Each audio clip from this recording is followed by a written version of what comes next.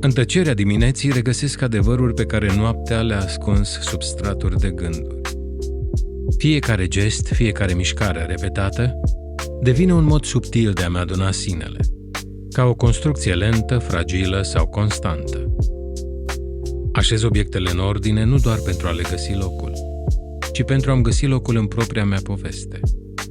Ritualurile nu sunt o evadare, ci o ancoră care mă trage înapoi în prezent, unde fiecare secundă are greutate, unde timpul nu mai curge haotic, ci îmi dă voie să respir, să simt fiecare puls, să mă întreb în liniștea aburind a dimineții, cine sunt astăzi?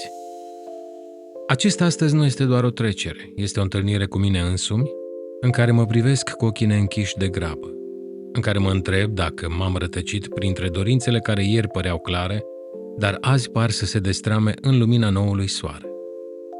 Dimineața este momentul în care îmi îngădui să fiu incomplet, să-mi accept neștiința, să-mi îmbrățișez fragilitatea ca pe o parte din cine sunt. Ritualul dimineții devine un dialog tăcut între gândurile mele și realitate, între fricile care se ascund în colțuri și curajul de a începe din nou. În fiecare respirație, în fiecare înghițitură de cafea, simt cum se așează ordinea, nu doar în lume, ci și în mine. Și poate asta este dimineața. Un spațiu suspendat în care mă reconstruiesc, unde îmi permit să fiu cine sunt, fără presiunea de a deveni altceva.